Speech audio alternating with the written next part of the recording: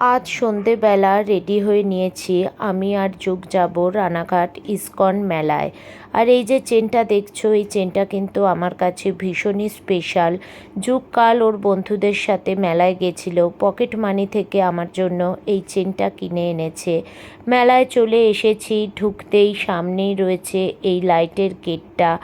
রাত হয়ে গেছে, বেশ রাত্রির 9টা মতো বাজে, কিন্তু এখনও কিন্তু যথেষ্ট ভিড় রয়েছে।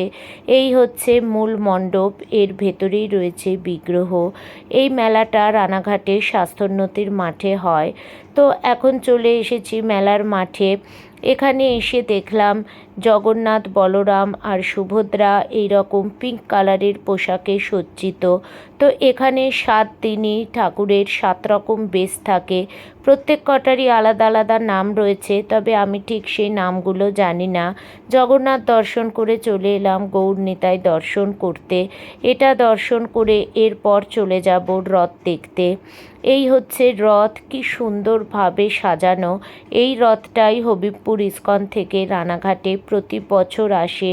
প্রতি বছরই এর সাজসজ্জা পাল্টে যায়। তো রথে প্রণাম করে এবার চললাম মেলাটা এক্সপ্লোর করতে। তো মেলায় এসে প্রথমেই চলে এলাম এই অ্যাক্টিভিটি জোনটায়। এখানে বিভিন্ন ধরনের রাঙরদোলা রয়েছে। তো পিছনে ওই যে বড় ইলেকট্রিক রাঙরদোলাটা দেখছো, আমি আর যোগ টিকিট কেটে নিয়েছি, ওই দোলনাটাতেই উঠব। তো দোলনা থেকে নেমে এখন চলে এসেছি কিছু খাওয়া দাওয়া করতে। মেলায় এসেছি আর খাওয়া দাওয়া করব না তা তো হয় না। মেলায় এসে ঘোরাঘুরি তার সঙ্গে খাওয়া দাওয়াটা কিন্তু একেবারেই কমপ্লিমেন্টারি। তো এখানে এসে সোয়াবিন বিরিয়ানি অর্ডার দিয়ে দিলাম।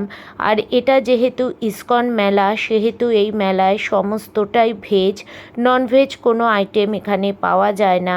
তো চলে এসেছে আমাদের গরম গরম সোয়াবিন বিরিয়ানি। অসম্ভব ভালো টেস্ট ছিল সোয়াবিন বিরিয়ানিটার। প্রতি বছরই আমরা এখানে এই সোয়াবিন বিরিয়ানিটা খাই। এই বিরিয়ানি খেয়ে চলে এলাম ঠান্ডা কিছু খেতে। তো যুগ এখান থেকে একটা আইসক্রিম নিয়ে নিল। আমি যেহেতু ঠান্ডা আইসক্রিম খাবো না, সেই জন্য আমি আর নিলাম না। এরপর টুকটাক কেনাকাটি করে চলে এলাম বাড়ি।